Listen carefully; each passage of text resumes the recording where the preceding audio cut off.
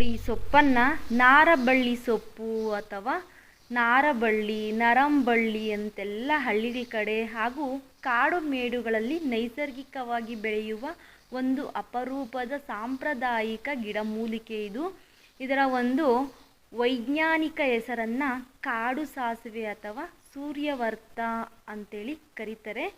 ಇದು ತನ್ನದೇ ಆದ ವಿಶಿಷ್ಟವಾದ ಗಾಢ ವಾಸನೆ ಅಥವಾ ಘಾಟು ಹಾಗೂ ಔಷಧೀಯ ಗುಣಗಳನ್ನು ಹೊಂದಿರುವಂತಹ ಒಂದು ಅದ್ಭುತವಾದ ಔಷಧೀಯ ಗಿಡಮೂಲಿಕೆ. ಈ ಒಂದು ಸೊಪ್ಪಿನ ಪ್ರಯೋಜನಗಳನ್ನು ನೋಡೋದಾದರೆ, ವಿಶೇಷವಾಗಿ ಬಾಣಂತಿಯರ ಆರೈಕೆಗಂತೂ ಉತ್ತಮವಾದ ಮನೆಮದ್ದು ಅಂತಲೇ ಹೇಳ್ಬೋದು. ಹೆರಿಗೆಯಾದ ಬಳಿಕ ಬಾಣಂತಿಯರಿಗೆ ರೋಗ ನಿರೋಧಕ ಶಕ್ತಿ ಹೆಚ್ಚಿಸಲು ಹಾಗೆಯೇ ಶೀತವಾಗದಂತೆ ತಡೆಯಲು ಈ ಸೊಪ್ಪಿನ ಸಾರು ಅಥವಾ ಮೊಸಪ್ಪನ್ನು ಮಾಡಿಕೊಡಲಾಗುತ್ತೆ. ಹಾಗೆಯೇ ಈ ಸೊಪ್ಪನ್ನು ಶೀತ ಹಾಗೆಯೇ ಕೆಮ್ಮಿಗೆ ಮನೆಮದ್ದಾಗಿ ಬಳಸಲಾಗುತ್ತೆ. ತೀವ್ರವಾದ ಶೀತ, ಗಂಟಲು ನೋವು ಅಥವಾ ಕಫದ ಸಮಸ್ಯೆ ಇದ್ದಾಗ ಇದರ ಎಲೆಗಳನ್ನು ಬಳಸುವುದು ಹಳ್ಳಿಗಳಲ್ಲಿ ಇಂದಿಗೂ ರೂಢಿಯಲ್ಲಿದೆ.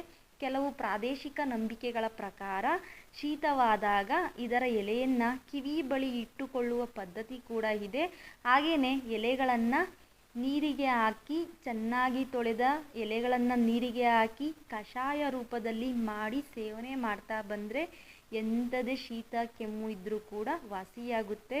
ಹಾಗೆಯೇ ದೇಹದ ನೋವು ಕೂಡ ನಿವಾರಣೆ ಮಾಡುತ್ತೆ ಈ ಒಂದು ನರಂಬಳ್ಳಿಯ ಎಲೆ. ಯಾವ ರೀತಿ ಅಂತಂದರೆ, ಈ ಬಳ್ಳಿಯ ಎಲೆಯನ್ನು ಹಾಗೆಯೇ ದಂಟುಗಳನ್ನು ಹಾಕಿ ಕಾಯಿಸಿದ ಬಿಸಿ ನೀರಿನಿಂದ ಸ್ನಾನ ಮಾಡೋದ್ರಿಂದ ಶಾರೀರಿಕ ನೋವುಗಳು ಹಾಗೆಯೇ ಸುಸ್ತು ಕೂಡ ಕಡಿಮೆ ಆಗುತ್ತೆ. ಇದಿಷ್ಟೇ ಅಲ್ಲ, ಬಾವು ಹಾಗೆಯೇ ಊತಕ್ಕೆ ಉಪಶಮನ ಮಾಡುವಂತಹ ಅಮೂಲ್ಯ ರತ್ನ ಅಂತಲೇ ಹೇಳ್ಬೋದು. ಯಾವ ರೀತಿ ಅಂತಂದರೆ, ಗಂಟಲು ಬಾವು ಅಥವಾ ಶೀತದ ಊತ ಕಂಡು ಬಂದಾಗ ಇದರ ಎಲೆಗಳನ್ನು ಅರೆದು ಕೊಬ್ಬರಿ ಎಣ್ಣೆಯಲ್ಲಿ ಬೆರೆಸಿ ಬೆಚ್ಚಗೆ ಮಾಡಿ ಹಚ್ಚೋದ್ರಿಂದ ಊತ ಕೂಡ ಇಳಿಯುತ್ತೆ. ಏನಪ್ಪ ಇದು, ಈ ಸೊಪ್ಪನ್ನು ಕಾಯಿಲೆ ಬಂದಿರೋರು ಮಾತ್ರ ಸೇವನೆ ಮಾಡಬೇಕು ಅಂತೇನಾದರೂ ಇದೆಯಾ? ಇಲ್ಲ, ಕಾಯಿಲೆ ಬರದೇ ಇರುವಂಥವರು ಕೂಡ ಈ ಸೊಪ್ಪನ್ನು ಸೇವನೆ ಮಾಡೋದ್ರಿಂದ ನಮ್ಮ ದೇಹದ ಒಂದು ರೋಗ ನಿರೋಧಕ ಶಕ್ತಿಯನ್ನು ಹೆಚ್ಚಿಸ್ಕೊಳ್ಬೋದು. ಯಾವ ರೀತಿ ಅಡುಗೆಯಲ್ಲಿ ಬಳಕೆ ಮಾಡ್ಬೋದು ಅಂತಂದರೆ, ಈ ಸೊಪ್ಪಿನಲ್ಲಿ ಒಂದು ರೀತಿಯ ಕಹಿ ಅಥವಾ ಘಾಟು ವಾಸನೆ ಇರೋದ್ರಿಂದ ಇದನ್ನು ಬರೀ ಸೊಪ್ಪಿನಂತೆ ಬಳಸದೆ ಬೇಳೆಯ ಜೊತೆ ಸೇರಿಸಿ ಮೊಸೊಪ್ಪು ಅಥವಾ ಸಾಂಬಾರನ್ನು ಮಾಡಿ ನೀವು ಸೇವನೆ ಮಾಡ್ಬೋದು. ಹಾಗೆಯೇ ಬೇರೆ ಬೇರೆ ಕಾಡು ಸೊಪ್ಪುಗಳ ಜೊತೆ ಮಿಶ್ರಣ ಮಾಡಿ ಕೂಡ ಸೇವನೆ ಮಾಡ್ಬೋದು. ಯಾವ ರೀತಿ ಅಂತಂದರೆ, ಬೆರಕೆ ಸೊಪ್ಪಿನ ಒಂದು ಜೊತೆಗೆ ಒಟ್ಟಿಗೆ ಸೇರಿಸಿ ಬೇಯಿಸಿ ಬಳಸೋದ್ರಿಂದ ಇದರ ವಾಸನೆ ಕಡಿಮೆಯಾಗಿ ರುಚಿ ಹೆಚ್ಚುತ್ತೆ. ಹಾಗೆಯೇ ಈ ಒಂದು ಸೊಪ್ಪಿನ ಪ್ರಾದೇಶಿಕ ಹೆಸರುಗಳನ್ನು ನೋಡೋದಾದರೆ, ಅಂದರೆ ಕರ್ನಾಟಕದ ಬೇರೆ ಬೇರೆ ಭಾಗಗಳಲ್ಲಿ ಇದನ್ನು ವಿಭಿನ್ನ ಹೆಸರುಗಳಿಂದ ಕರೆಯಲಾಗುತ್ತೆ. ಮಂಡ್ಯ, ಮೈಸೂರು ಭಾಗದಲ್ಲಿ ಕೋಳಿಕಾಲು ಗಿಡ ಅಥವಾ ನಾರೆಬೇಳೆ ಸೊಪ್ಪು ಅಂತ ಕರೆದ್ರೆ, ಕರಾವಳಿ ಅಥವಾ ಮಲೆನಾಡು ಪ್ರದೇಶದಲ್ಲಿ ಕಾಡು ಹಂಬು ಅಥವಾ ಚೆನ್ನರೆಬಳ್ಳಿ ಅಂತ ಕರೆಯಲಾಗುತ್ತೆ. ಹಾಗೆಯೇ ಇತರ ಹೆಸರುಗಳನ್ನು ನೋಡೋದಾದರೆ ಸೂರ್ಯವರ್ತ, ನ್ಯಾಮಳ್ಳಿ ಸಸ್ಯ, ನರಂಬಳ್ಳಿ ಸಸ್ಯ ಅಂತೆಲ್ಲ ಕರೆಯಲಾಗುತ್ತೆ. ಈ ಒಂದು ನಾರಬಳ್ಳಿಯ ಔಷಧಿ ಗುಣಗಳನ್ನು ಹೇಳ್ತಾ ಹೋದರೆ ಟೈಮ್ ಸಾಕಾಗೋದೇ ಇಲ್ಲ.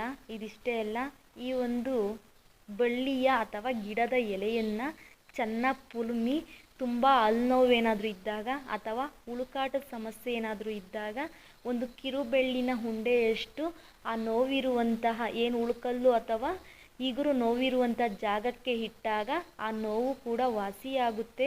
ಆ ರಸವನ್ನು ಅಥವಾ ಎಂಜಲನ್ನು ನುಂಗಿದ್ರೂ ಯಾವುದೇ ರೀತಿ ಸೈಡ್ ಎಫೆಕ್ಟ್ ಇರೋದಿಲ್ಲ. ಹಾಗೆಯೇ ಪಾರ್ಶ್ವವಾಯು ಸಮಸ್ಯೆ ಇರುವಂಥವರು ಒಂದಿಡೀ ಸೊಪ್ಪನ್ನು ತಗೊಂಡು ಚೆನ್ನಾಗಿ ಪುಲುಮಿ ರಸವನ್ನು ನೀರೇನು ಬೆರೆಸದೇನೆ ರಸವನ್ನು ಎರಡೂ ಕಿವಿಗಳಿಗೆ ಸುಮಾರು ಒಂದು 3 ಹನಿಗಳಷ್ಟು ಎರಡೂ ಕಿವಿಗಳಿಗೆ ಹಿಂಡ್ತಾ ಬಂದರೆ ಕಾಲಕ್ರಮೇಣವಾಗಿ ಆ ಪಾರ್ಶ್ವವಾಯುವಿನ ಸಮಸ್ಯೆಯಿಂದ ಕೂಡ ಗುಣಮುಖರಾಗ್ಬೋದು.